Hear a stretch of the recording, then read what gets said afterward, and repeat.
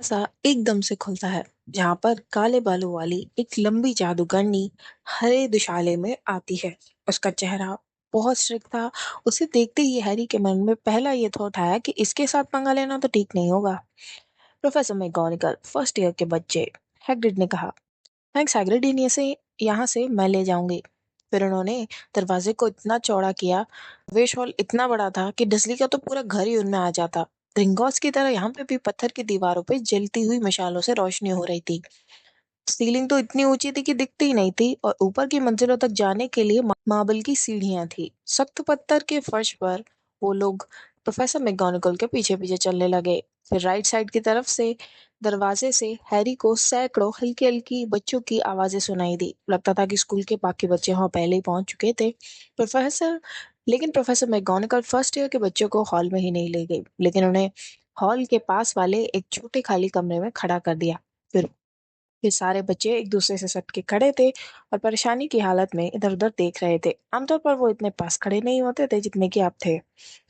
Hogwarts में आपका स्वागत है, प्रोफेसर मैगोनिगल ने कहा। सत्र की शुरुआती दावत जल्दी ही शुरू होने वाली है, लेकिन इससे पहले कि आप लोग बड़े हॉल में अपनी सीट पे बैठें, आपको अपने हाउस में चुना जाएगा। ये बहुत इंपॉर्टेंट है क्योंकि जब तक आप यहाँ रहेंगे, आपका हाउस हॉगवर्ट्स में आपके परिवार की तरह होगा।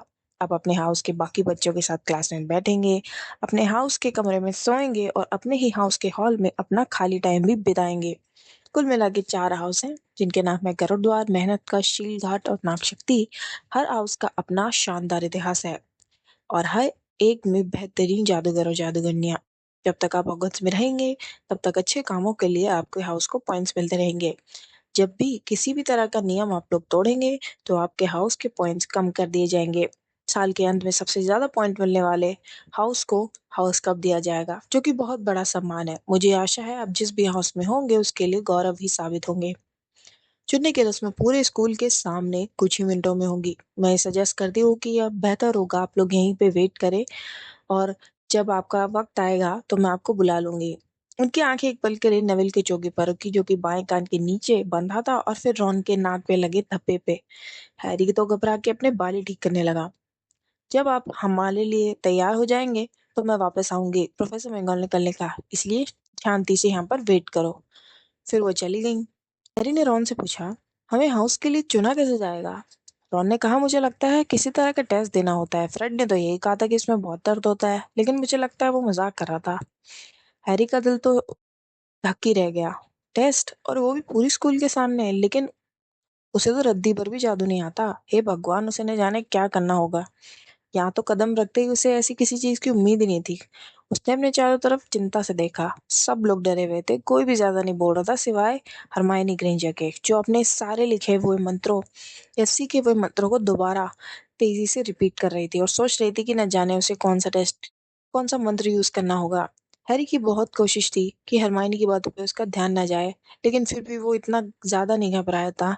तब भी नहीं घबराया था जब उसे वर्नन अंकल के पास अपना स्कूल का रिपोर्ट कार्ड लेने जाना पड़ा था। इसमें ये लिखा था कि उसने न जाने कैसे अपनी टीचर के विग को नीला कर दिया था और उसकी आंखें दरवाजे पे जमी हुई थी कि किसी भी पल प्रोफेसर मैगोनिगल वापस आ सकती थी। फिर कुछ ऐसा हुआ जिसके कारण वो एकदम से हवा में ऊपर उछल गया और उसके कुछ के पीछे पीछे खड़े कुछ बच्चे भी।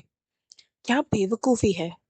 उन्होंने जोर से सांस ली। उसके आसपास खड़े बच्चों ने भी ऐसा ही किया। लगभग 20 सफेद भूत पिछली दीवार से तैरते हुए अंदर आ गए। ये भूत मोती की तरह वाइट और कुछ हद तक ट्रांसपेरेंट थे। ये भूत कमरे में तैरते हुए एक दूसरे से बातें कर रहे थे और फर्स्ट ईयर के बच्चों की तरफ तो उनका ध्यान ही नहीं गया था। वो आपस में बहस कर रहे थे। सन्यासी की तरह दिखने वाला एक मोटा उन्नाता भूत कह रहा था, मैं तो ये कहूंगा कि माफ करो और भूल जाओ, हमें उसे एक और मौका देना चाहिए। मेरे प्यारे सन्यासी, क्या हमने पीव्स को वो सारा मौके दिए नहीं है जो उसे मिलने चाहिए थे? वो हम सब का नाम बदनाम करता है और आप तो जानते ही हैं, चाहे वो सचमुच भूत है भी या नहीं, मैं तो यही कहूंगा। तुम लोग यहाँ क्या कर रहे हो? गुलबंद और चुस्त कपड़े पहने एक भूत ने अचानक से फर्स्ट ईयर के स्टूडेंट्स को देख लिया। किसी बच्चे ने जवाब नहीं दिया। मोटे सन्यासी ने कहा, नए स्टूडेंट्स होंगे, मुझे लगता है तुम लोगों को हाउस के लिए चुना जाने वाला है। कुछ बच्चों ने हामी सिर हिलाया। सन्यासी ने कहा, मुझे उम्मीद है तुम में मेहनत कश में मुलाकात होगी, मेरा पुराना हाउस। अभी एक तीखी आवाज आई, अब चलिए। चुनने की रस्म शुरू होने वाली है। प्रोफेसर मैनिकॉल आ चुकी थी और एक एक करके सारे बूथ दीवार से गायब हो गए। अब आप लोग लाइन बना लें और मेरे पीछे आए। हैरी की हालत अब और भी खराब थी। उसके पैर तो जैसे बहुत ही भारी हो गए थे। लाइन में हैरी रेत के भूरे बालों वाले एक लड़के के पीछे था और रॉन उसके पीछे। फिर वो लोग कमरे से निकलकर हॉल की तरफ आ गए थे। हैरी ने कभी भी इतनी अद्भुत और शानदार जगह नहीं देखी थी। यहाँ पे हजारों मोमबत्तियां जल रही थी जो उन चार लंबी टेबलों के ऊपर हवा में तैर रही थी। वहां सारे स्टूडेंट्स बैठे थे और उन टेबल पर सुनहरी चमकती प्लेटें और प्याले रखे थे। हॉल के ऊपरी हिस्से में एक और लंबी टेबल थी जहाँ पे टीचर्स बैठे थे। प्रोफेसर मैगन का फर्स्ट ईयर के बच्चे को स्टूडेंट को यहाँ ले आई थी ताकि वो लोग सारे स्टूडेंट्स के सामने खड़े रहें और टीचर्स उनके पीछे की तरफ। उन लोगों को घूरने वाले सैकड़ों चेहरे मोमबत्तियों की हिलती हुई रोशनी में पीली लालटेन की तरह दिख रहे थे। स्टूडेंट्स के बीच कई कई खौरेदार चांदी की तरह घूमते हुए भूत भी नजर आ रहे थे। घूरती आंखों से बचने के लिए हैरी ने ऊपर की तरफ देखा जहां उसे सितारों से भरी एक मखमली काली छत दिखी। उसने सुना कि हरमानी ये फुसफुसा रही थी कि इस पे जादू किया गया है ताकि ये बाहर के आसमान की तरह दिखे। हॉगवर्ट्स का इतिहास बुक में मैंने ये पढ़ा है। यह विश्वास करना मुश्किल था कि ऊपर छत थी या नहीं, क्योंकि लग तो ऐसे ही रहा था जैसे बड़ा हॉल सीधे आसमान में ही खुलता है। लेकिन जब प्रोफेसर मैगोन ने बिना कुछ कहे चार पैर वाला एक स्टूल फर्स्ट ईयर के स्टूडेंट्स के सामने रख दिया तो हैरी जल्दी से दोबारा नीचे देखने लगा। स्टूल के ऊपर उन्होंने जादूगरों की एक टोपी रख दी जिसकी नोक थोड़ी उभरी हुई थी। ये टोपी काफी फटी, गंदी और पुरानी थी। बहुत सारे पैबंद लगे थे। पिटोनी आंटी तो इसे अपने घर में भी नहीं रखने देती। शायद उन लोगों को टोपी में से खरगोश निकाल के दिखाना हो। हैरी यही सोच रहा था और उसने देखा कि हॉल में सभी लोग टोपी की तरफ देखने लगे, इसलिए वो भी उनकी तरफ घूरने लगा। कुछ पल तक खामोशी छाई रही और फिर टोपी हिली और उसने मुंह खोला और उसने गाना गाना शुरू कर दिया। टोपी ने गाना बंद किया तो पूरा हॉल तालियों से गूंज उठा। टोपी ने चारों तरफ टेबल की तरफ सर झुकाया और फिर अपने आप चुप हो गई। रॉन ने कहा, तो सिर्फ हमें टोपी पहनना है? मैं फ्रेड को जान से मार दूंगा। वो तो कह रहा था हमें दैत्य से लड़ना पड़ेगा। हैरी मन मार के हंसा। हाँ, टोपी पहनना मंत्र पढ़ने से तो ज्यादा ही अच्छा था, लेकिन वो ये सोच रहा था काश वो अकेले में टोपी पहन सकता। काश टोपी पहनते समय लोग उसे देख नहीं रहे होते। उसे लग रहा था कि टोपी ने उन लोगों से कुछ ज्यादा ही उम्मीदें लगा रखी थी। हैरी को उस वक्त लग रहा था ना तो वो बहादुर है, ना ही हाजिर जवाब और ना ही बुद्धिमान। अगर टोपी ने डरे हुए लोगों के लिए कोई हाउस बनाया होगा तो वो जरूर उसी हाउस में जाएगा। प्रोफेसर मैगोनिकल ने एक हाथ चमड़े का रोल लेकर आई हाथ में।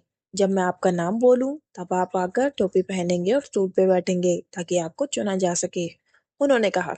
हाना एबट, एक गुलाबी चेहरे, लंबी चोटी, भूरे बालों वाली लड़की लाइन से आई। उसने टोपी पहनी और एक पल के बाद टोपी चिल्लाई, मेहनत कश। हाना दाहिनी तरफ के मेहनत कश के टेबल के बैठने पर चली गई। वहां से तालियों की खुशी और आवाज आने लगी और चिल्लाने की भी। हैरी ने देखा कि मोटे सन्यासी का भूत हाना की तरफ देखकर खुशी से हाथ हिला रहा था।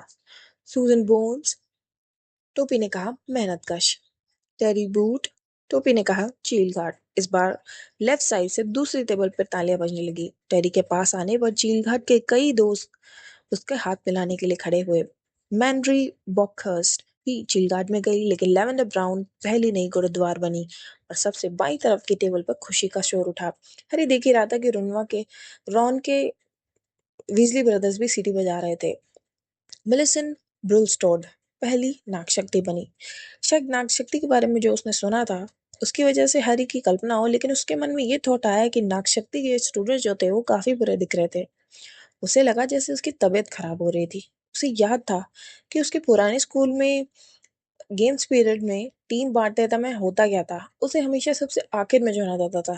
इसलिए नहीं क्योंकि वो अच्छा नहीं खेलता था, लेकिन इसलिए क्योंकि कोई भी डडली के सामने ये नहीं दिखाना चाहता था कि वो उसे पसंद करते थे।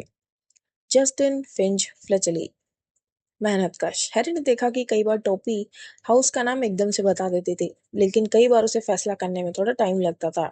सीमस फिनिगन, जो लाइन में हैरी के आगे खड़ा रेत जैसे भूरू बाल वाला लड़का था, स्टूल पर लगभग 1 मिनट तक बैठा रहा और उसके बाद टोपी ने उसे गुरुद्वार के लिए चुना।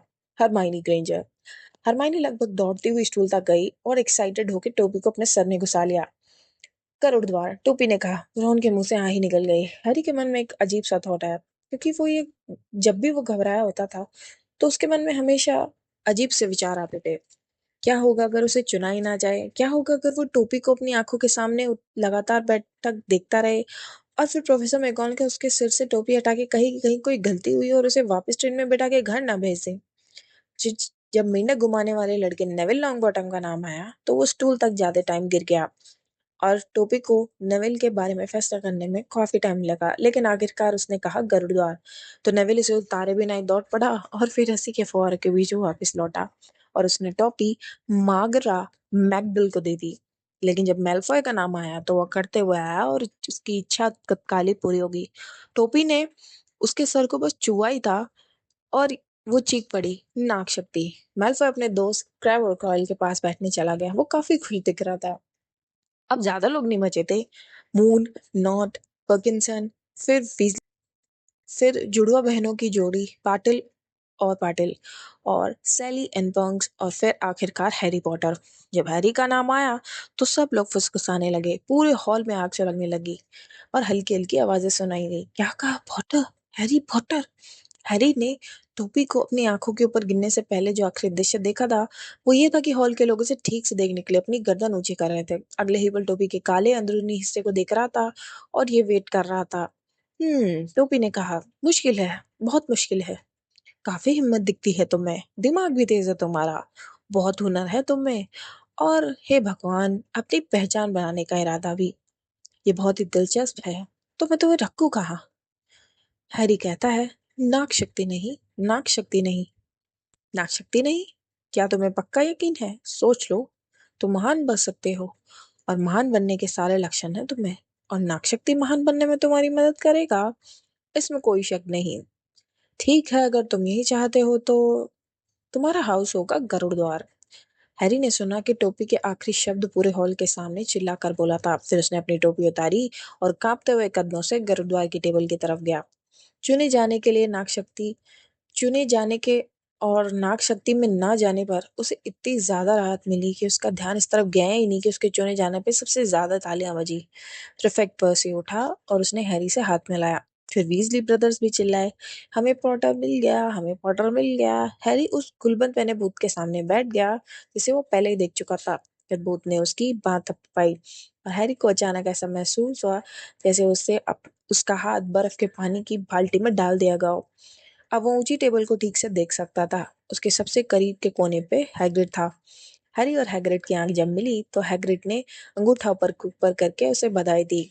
हैरी मुस्कुरा दिया और वहीं टेबल पे बीच में एक बड़ी सुनहरी टेबल पर कुर्सी पर एल्बस डम्बलडोर थे। हैरी ने उन्हें पहचान लिया था क्योंकि वो ट्रेन के चॉकलेट वाले मेंढक के कार्ड में उनकी फोटो देख चुका था। फिर डम्बलडोर के चांदी जैसे बाल पूरे हॉल में इकलौती चीज थे जो कि भूतों ही जितना चमक रहे थे। हैरी ने प्रोफेसर क्विरल यानी उस गरबाए हुए प्रोफेसर को भी पहचान लिया था जिसे वो रिश्ती कढ़ाई में मिला था।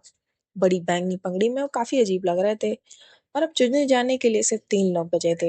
लीला टर्पिन स्टील घाट में गई और फिर रॉन की बारी आई। रॉन का चेहरा पीला पड़ चुका था। हैरी ने टेबल के नीचे अंगुलियां आपस में बांध ली और 1 सेकंड के बाद डूबी चिल्लाई, गरुड़दार। जब रॉन उसके पास वाली टेबल चेयर में आके बैठा तो बाकी लोगों के साथ हैरी भी तालियां बजाने लगा। बहुत अच्छे रॉन, शाबाश। पर्सी वीजली ने कहा। फिर ब्लेज जेमिनी को नाग शक्ति के लिए चुना गया। प्रोफेसर मैकगोनागल ने चमड़े के रोल मोड़ा और टोपी उठा के चली गई। हैरी ने अपनी सुनहरी प्लेट को देखा और अब जाके उसे ध्यान आया कि वो कितना भूखा था। उसे तो लग रहा था कि कद्दू की पेस्ट्री खाए हुए उसे सदियां बीत चुकी थी। तभी एल्विस डम्बलडोर खड़े होते हैं और स्टूडेंट की तरफ देखकर कहते हैं, स्वागत है, हॉगवर्ट्स के नए साल में स्वागत है। इससे पहले कि हम लोग दावत शुरू करें, कुछ शब्द कहना चाहता हूँ। उल्लू चर्बी छुटपुट चिकोटे, थैंक्स। और वो बैठ गए। हरी की समझ में नहीं आया कि हुआ क्या। हरी ने कहा, क्या वो थोड़े से पागल है? उसने पर्सी से पूछा। पागल? पर्सी ने घर से, वो जीनियस है, दुनिया के बेहतरीन जादूगर। हाँ, थोड़े खिसके हुए जरूर है। आलू लोगे हैरी? हैरी का मुंह तो खुला ही रह गया। उसके सामने की प्लेट में अचानक से फूड आ गया और इतनी सारी मनपसंद चीजें एक ही टेबल पे उसने कभी नहीं देखी। Roast beef roast, chicken pork, chips, lamb chops etcetera. Dursley परिवार में हैरी को पूरी तरह भूखा तो नहीं रखा जाता था, लेकिन कभी भी उसे उसकी पसंद का खाना नहीं मिला। हैरी को जो भी चीज सचमुच चाहिए होती थी उससे डडली हमेशा से ले लेता था, चाहे उसे खाने के बाद वो बीमारी क्यों ना पड़ जाए। हैरी ने अपनी प्लेट में मिंट कैंडी को छोड़ के बाकी सारी चीजें थोड़ी थोड़ी रख ली। सारी चीजें टेस्टी थी। गुलबंद वाले भूत ने कहा, देख के अच्छा लगता है। क्या आप खा नहीं सकते? मैंने पिछले 400 सालों से कुछ नहीं खाया। भूत ने कहा, जाहिर है मुझे इसकी जरूरत नहीं है, लेकिन फिर भी इसकी कमी तो करती है। मुझे नहीं लगता कि मैंने अपना इंट्रोडक्शन दिया है। Sir Nicholas de, Mimsy Porpington, गरुड़ गरुड़दार टावर का भूत। रॉन ने कहा, मैं जानता हूँ आप कौन है। मेरे भाइयों ने मुझे आपके बारे में बताया था। आप लगभग सिरकटेनिक हैं। मैं चाहूंगा कि तुम मुझे सर निकलस डेम्सी के नाम से बुलाओ। भूत ने थोड़ा तन के कहा, जैसे रेत वाले बालों वाला सीमस फिनिगन बीच में ही बोल पड़ा। लगभग सिरकटे? कोई आदमी लगभग सिरकटा कैसे हो सकता है? सर निकलस का मुंह उखड़ गया। जैसे लग रहा था जैसे वो उस बात पर बात नहीं करना चाहता। इस रास्ते पर वो उसे ले जाना चाहते थे।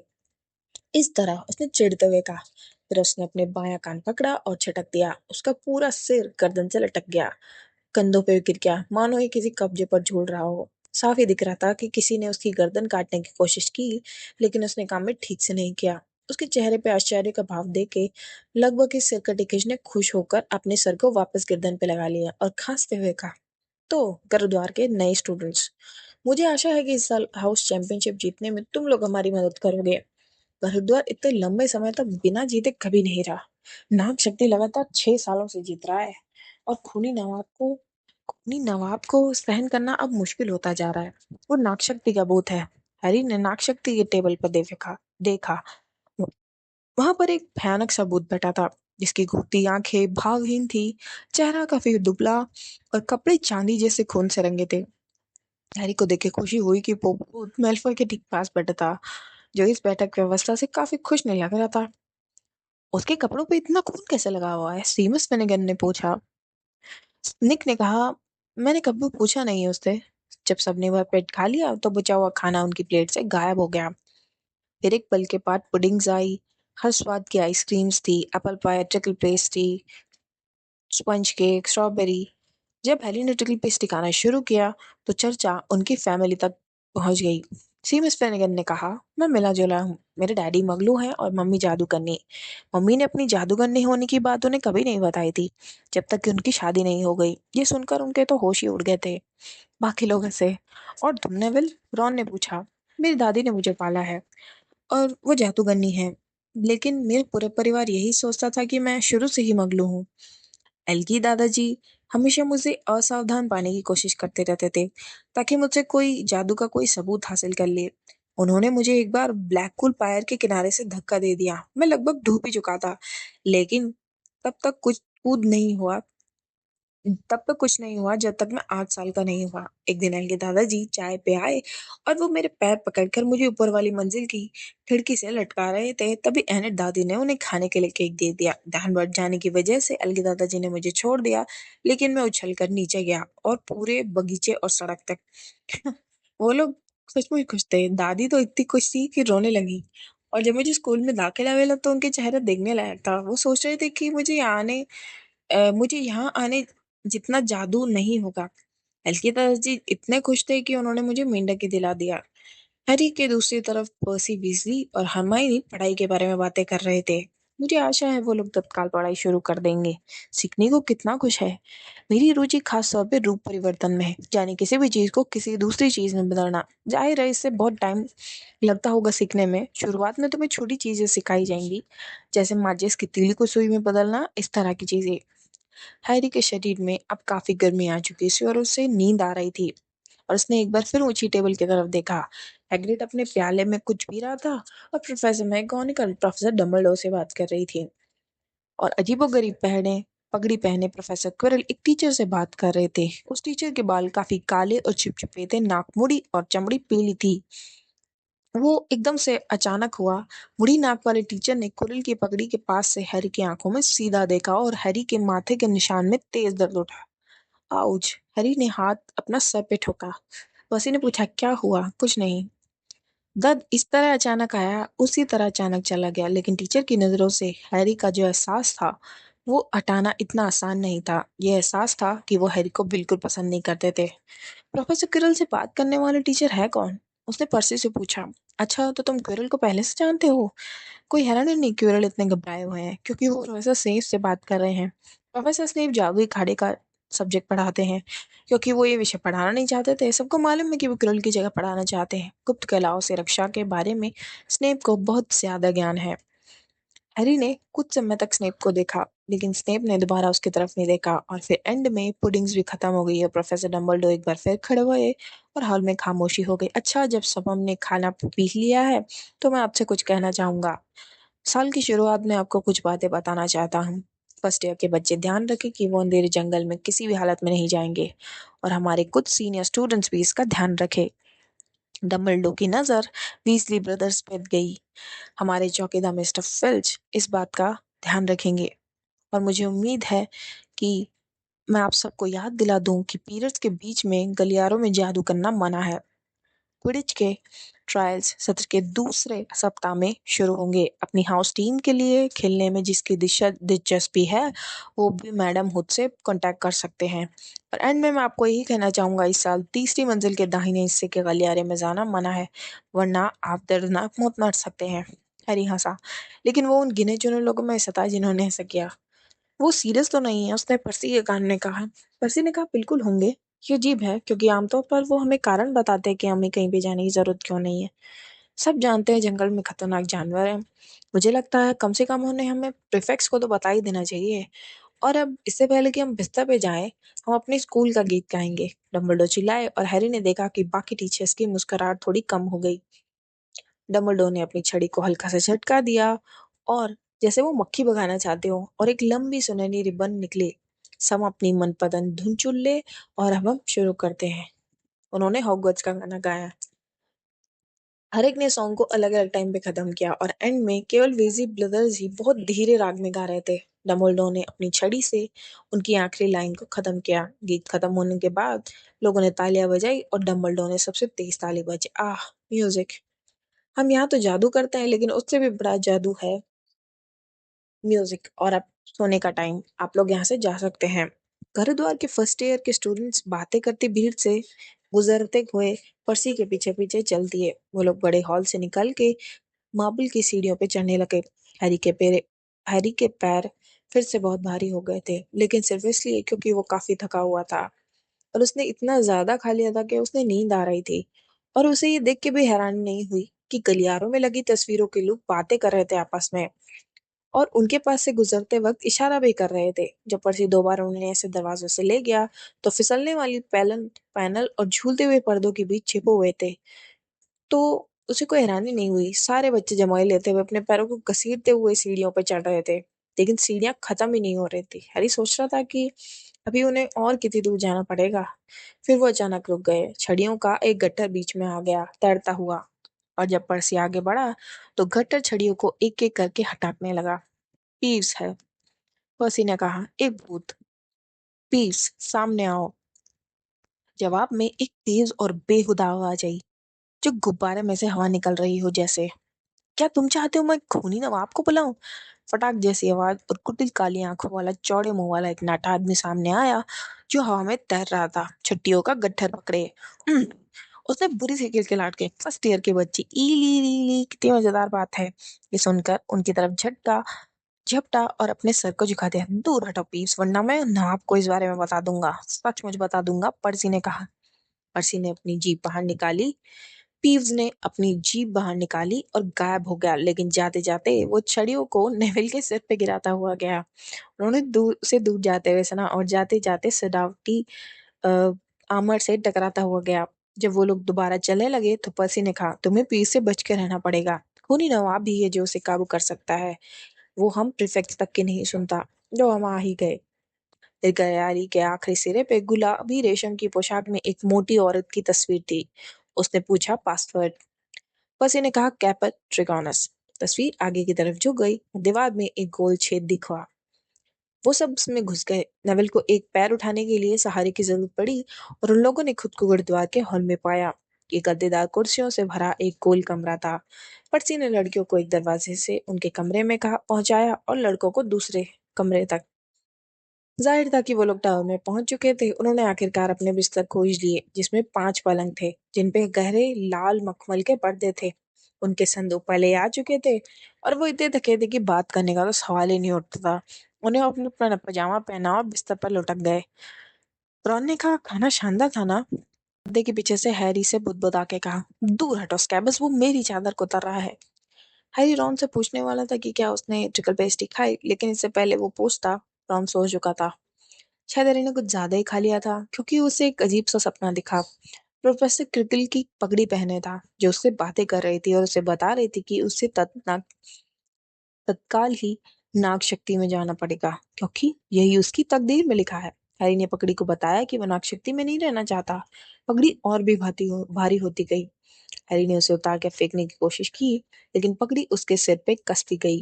उसे दर्द होने लगा और फिर वहां पे मेलफॉय दिखा, जो उसे पगड़ी को जूझते देखकर उस पे हंस रहा था। और मेल्फे मुड़ी नाक वाला टीचर यानी स्नेप में बदल गया। उसकी हंसी और भी ऊंची और ठंडी होती गई। हरी रोशनी की एक चकाचौंध हुई और हैनी पसीना पसीना होके उठ गया। उसने करवट बदली और वापस सो गया। जब वो अगले दिन जागा तो वो इस सपने को पूरी तरह भूल चुका था।